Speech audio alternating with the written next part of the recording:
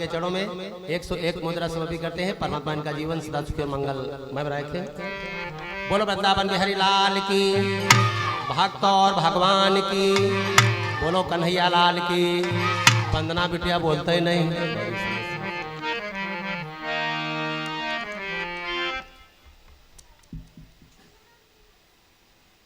हाँ ध्यान दें। तो भगवान कृष्ण को कंस मरवाने का बहुत बड़ा प्रयास करता है, लेकिन भगवान को मरवा नहीं पाया। ब्रह्म को कौन मरवाने वाला है? दीदी मुंह न देखा था। नारद बाबा का काम है झगड़ा लगाना। नारद, जिसकी बात रद्द ना होती उसे कहा जाता नारद। नारद बाबा लड़ाई बहुत बढ़िया लगवाते हैं। नारद बाबा विचार करते हैं अगर इसी प्रकार से कंस बैठा रहा राज सिंहासन पर और अत्याचार न किया तो भगवान इसे मारेंगे नहीं, और जब तक भगवान मारेंगे नहीं तब तक पृथ्वी का भार मिटेगा नहीं। तो नारद बाबा लेकर के बीड़ा कंस और कृष्ण में लड़ाई लगाने चल पड़े मथुरा नगरी की तरफ। और नारद बाबा का गीत आप लोग जानते हैं, श्रीमन नारायण नारायण नारायण भजमन नारायण।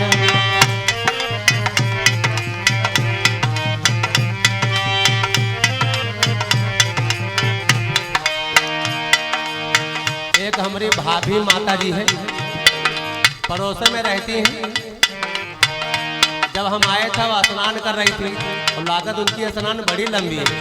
अरे महतारी कहाँ हो, जल्दी आओ। श्रीमन नारायण नारायण नारायण लक्ष्मी नारायण भगवान नारायण स्वामी नारायण नारायण नारायण श्रीमन नारायण।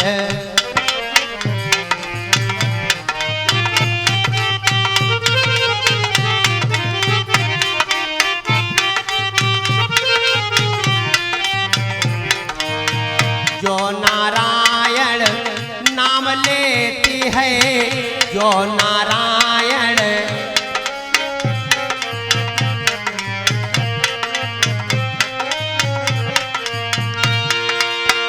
जो नारायण नाम लेती है, पाप होते सब पाप होते सब नारायण भजमन नारायण नारायण नारायण लक्ष्मी नारायण।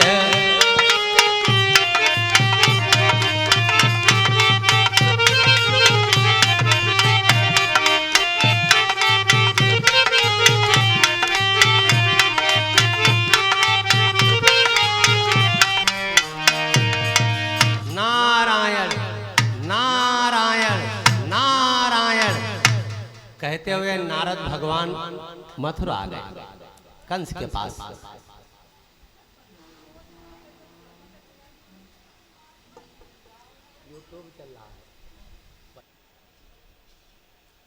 हाँ ध्यान दे। तो नारद बाबा पहुंच गए वहां। देखो हर चीज की एक अलग क्वालिटी होती है। जैसे अब भैंस है, भैंस भाई बच्चा दे तो उनका बेर बेर उठाओ लू दूध गिर जा, बेर बेर उठाओ लू दूध गिर जा ददू। और अभी गैया बछड़े को जन्म दे तो उनका रोकबो करो तो वो फुदो फुदो करके कूदन लागत। तो वह क्वालिटी ढोलक मारते गिरे कहा समझो। एक हाथ बचा फिर बजा चटक बने रहा चटक।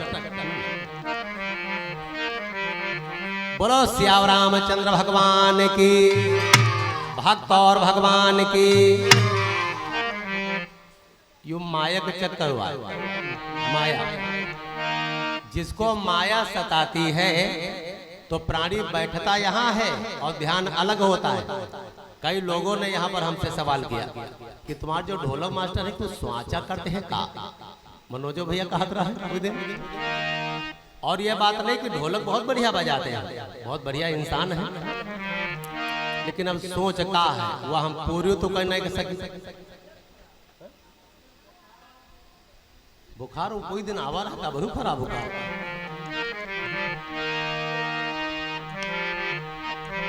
कौनो काहे मगन, कौनो काहे मगन, जय की जाहे लगन ओ वह मगन, कौनो काहे मगन,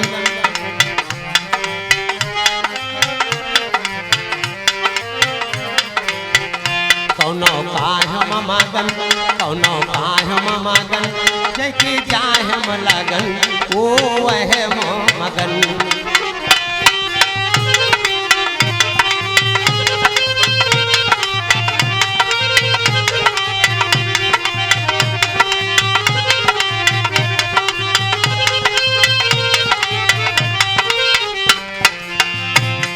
सिया रामचंद्र भगवान की।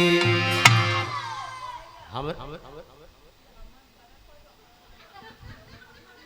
हवन मगन, हवन मगन भैया घर मालिक का कहना है, मुन्नी दीदी का, कि जिसको भी हवन करना है, हवन करना है वो अपने हवन सामग्री घर से लेकर के आए, है कि नहीं? नहीं, मुन्नी दीदी ने मंगवाया है।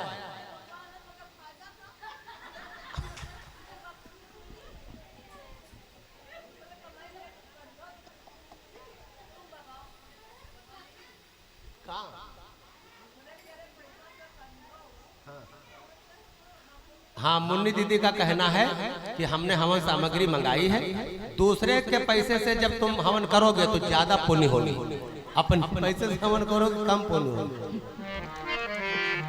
हमहू करब, हमहू कहती धुआखा होगा, बताओ मैं सच्ची बात या नहीं निकलेगा मोहिते। जैसे धीरेन्द्र शास्त्री जी की कथा सुनने के लिए एक सज्जन गए, कथा चल रही थी, तो धीरेन्द्र शास्त्री ने माइक पकड़ाया उनको, तो वो कहने लगे कि आप तो परमात्मा के समान हो और हम तो यही कहते हैं कि आपकी उम्र हमको लग जाए। कहना चाहिए था कि हमारी उम्र आपको लग जाए, लेकिन उनके मुख से निकल गया कि आपकी उम्र हमको लग जाए। तो धीरेन्द्र शास्त्री जी बहुत हंसे, पूरी जनता बहुत हंसी। धोखा हो जाता कभी कभी। मुन्नी दीदी ने ये नहीं कहा है, उन्होंने ये कहा है कि जिसको भी हवन करना है वो अपने अपने घर से हवन सामग्री लेकर के आए, क्योंकि अगर हम हवन सामग्री मंगाएंगे तो भाई आपको पूर्ण नहीं होगी। हवन सामग्री अपनी लेकर के आओ, हवन करो और जल्दी से तैयार हो जाओ, क्योंकि 1-1.5 घंटे की कथा है। हाँ। और यज्ञ में जाओ, कथा भागवत में जाओ, कोई तीर्थ स्थान पर जाओ, कोई मंदिर ठाकुर द्वारा गुरुद्वारा में जाओ, तो अपना जब प्रसाद चढ़ाओगे तो आपको फल की प्राप्ति होगी, और जो दूसरे से लेकर के प्रसाद चढ़ाओगे तो फल की प्राप्ति नहीं होगी। बताइए कितने लोग हवन करना चाहते हैं यहाँ पर? है जरा हाथ उठाओ।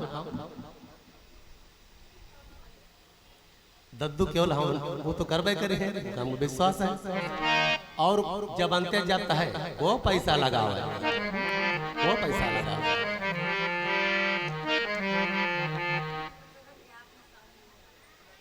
हाँ, भाभी ने कहा है कि हम पैसा दैद्याबिन का हवन सामग्री मंगा ले, क्या कहें? हाँ, को ले जाए। ढोलका मास्टर कमजोर, देखो कैसे भाई लगत खाना खाए जा रहे। बोलो वृंदावन बिहारी लाल की, भक्त और भगवान की। यह है माया का संसार, समुझ डगरोहियो बढ़ो आगार।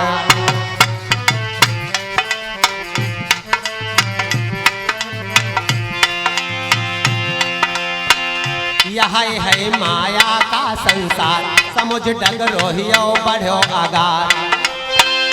पाँव के आगे फिसलन है, पाँव के आगे फिसलन है, राह सूख्यो मार पटन है, राह सूख्यो मार पटन है।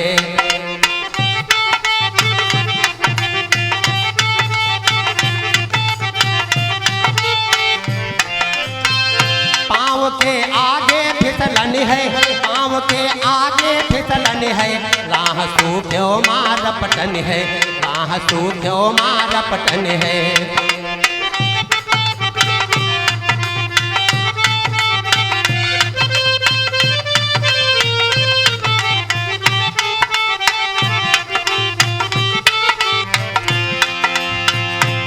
बचपना ओस ऐसे झर जाए, जवानी सपने माँ ढल जाए, बुढ़ापा लैगा मौज उड़ाए, बुढ़ापा लैगा मौज उड़ाए। सांप किया है तो रपटन है, सर्प किया है तो फिसलन है।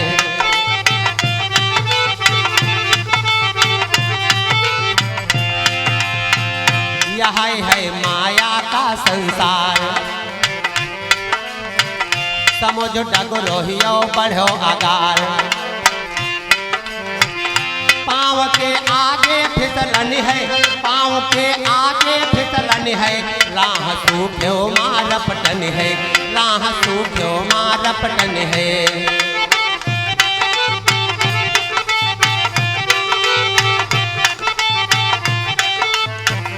बोलो सिया रामचंद्र भगवान की, बोलो कन्हैया लाल की।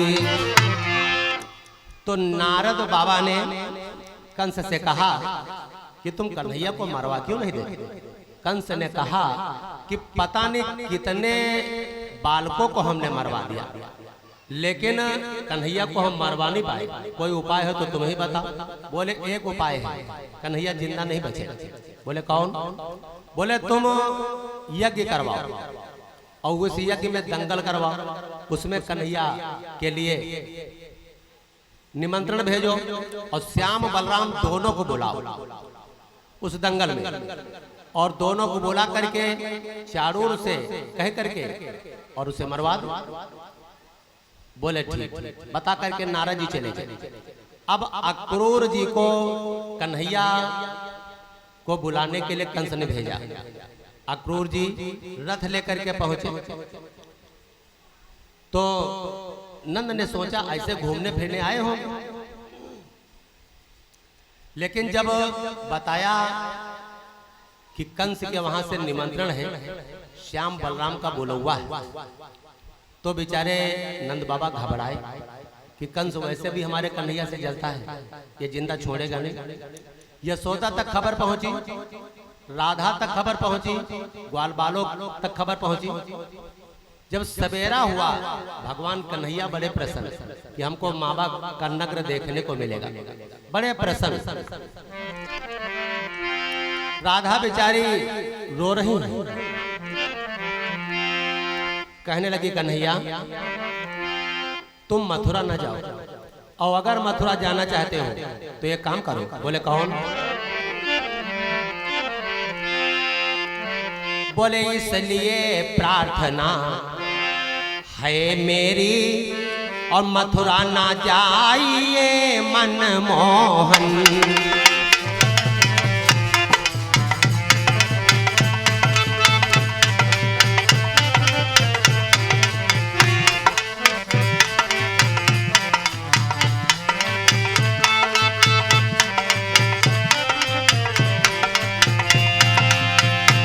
अन्यथा हमें भी साथ साथ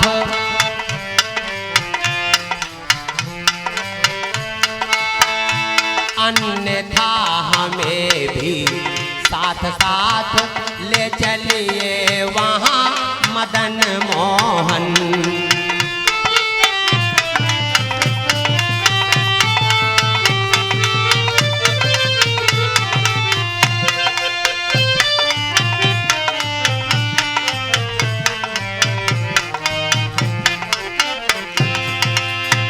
गोपिकाएं कहती हैं, राधा कहती हैं कि कन्हैया मथुरा न जाओ, और अगर जाना चाहते हो तो हमको भी साथ में लेकर के चलो।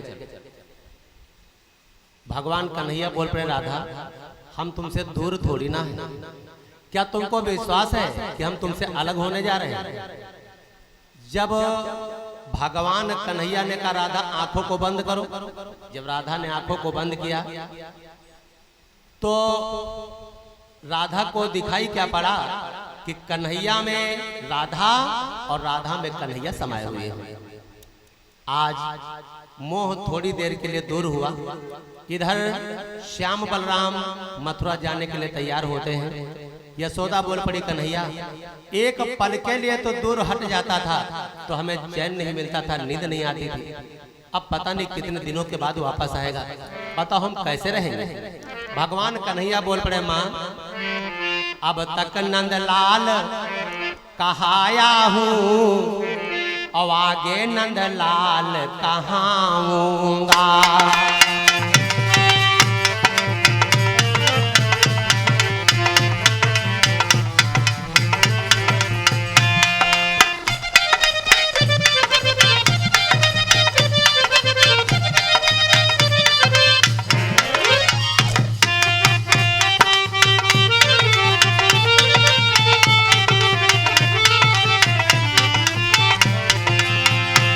अब तक नंदलाल कहाया हूँ, आगे नंदलाल कहाऊंगा।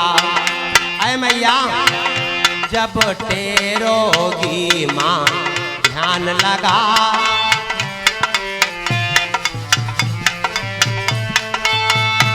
जब टेरोगी माँ ध्यान लगा, तो यमुना तट मिले जाऊंगा।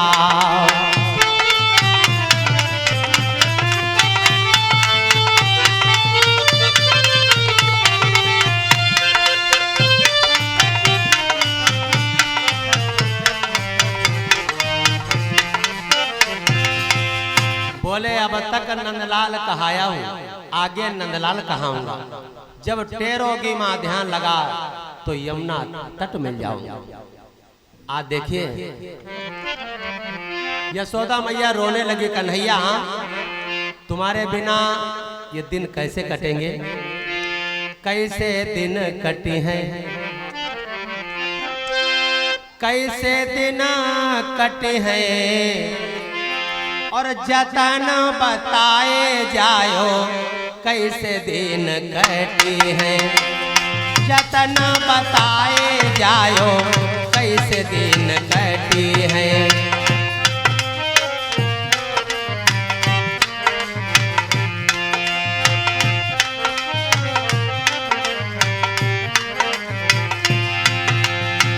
कैसे दिन कटी हैं, कैसे दिन कटी हैं, कैसे दिन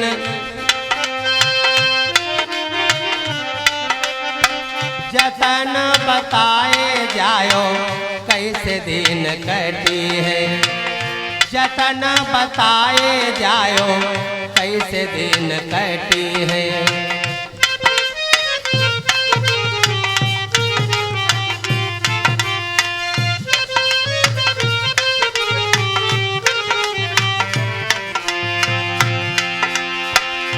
ई पार गोकुला, वे पार मथुरा, ई पार गोकुला,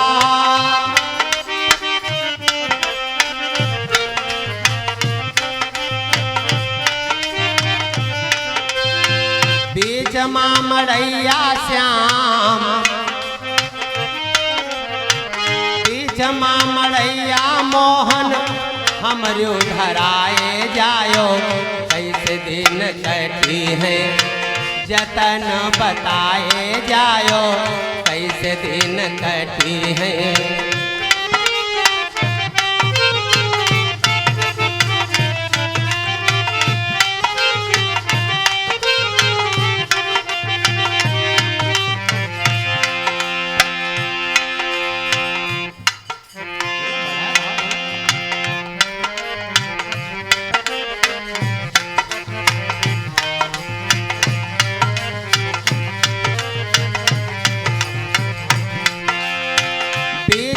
मड़ैया श्याम हमरो धराए जायो, बीच मड़ैया मोहन हमरो धराए जायो कैसे दिन कटी है, जतन बताए जायो कैसे दिन कटी है।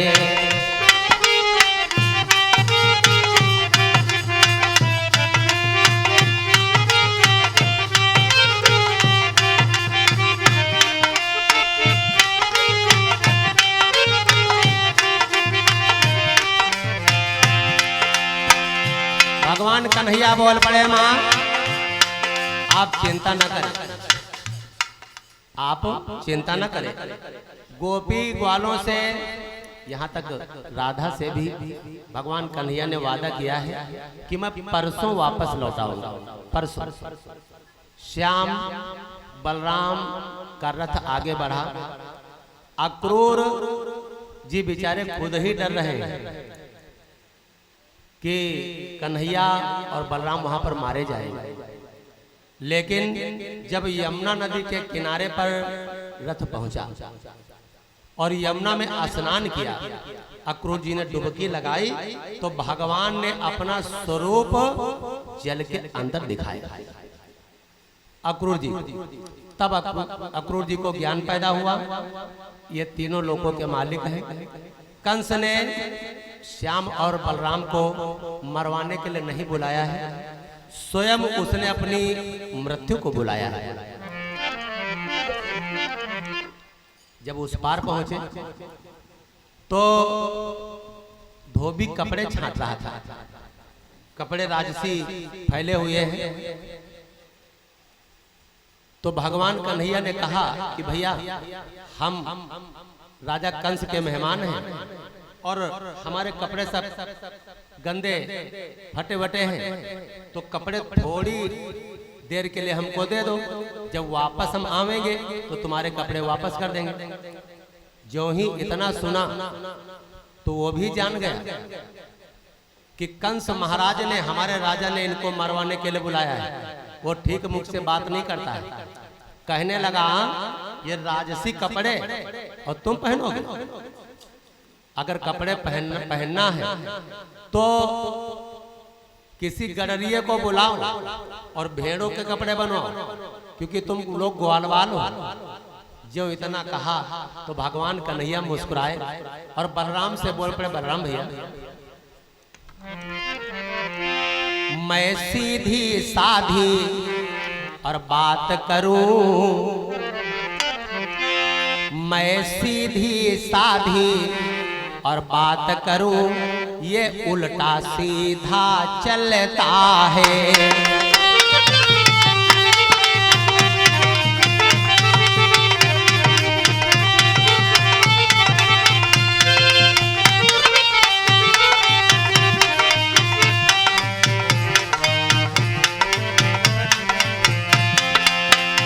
मेरे इस मीठे अमृत पर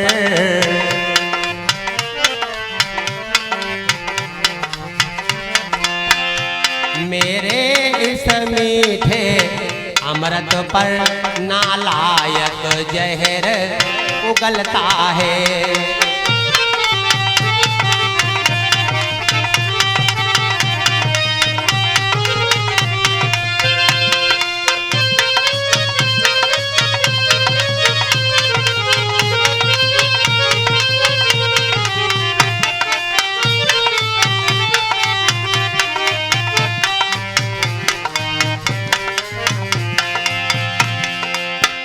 बोले हम सीधी साधी बात कर रहे हैं और बलराम भैया ये उल्टा सीधा बोल रहा है, बताओ इसके साथ क्या किया जाए? बलराम ने इशारा कर दिया, कन्हैया बोहनी यहीं से शुरू कर दो, बोहनी यहीं से शुरू कर दो। परमात्मा कन्हैया करते क्या है? 2 उंगली से नीच ने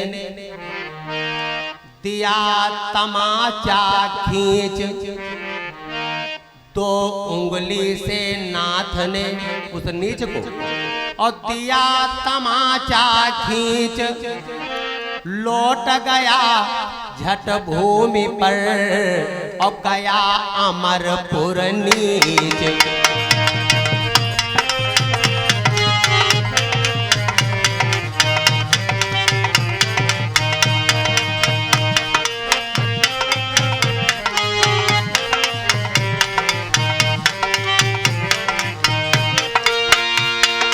लौट गया झट भूमि पर गया अमरपुर नीच।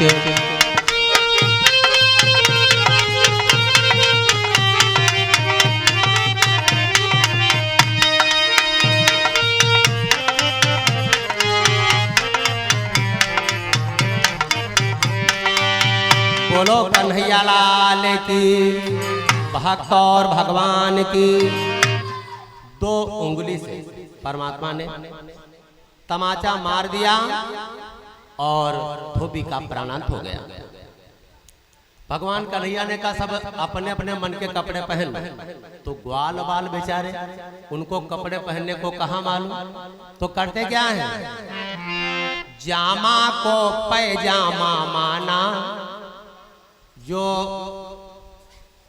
बूसट है शर्ट ये पांव से पहन रहे ग्वाल बाल, जामा को पैजामा माना और पैजामा जामा बना दिया।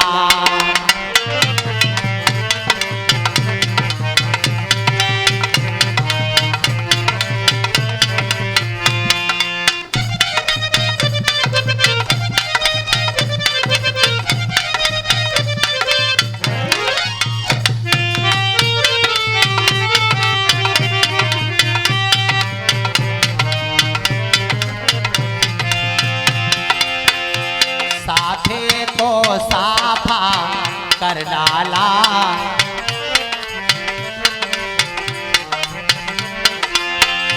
साथी को साफा कर डाला, उरमाल कमर में बांध लिया।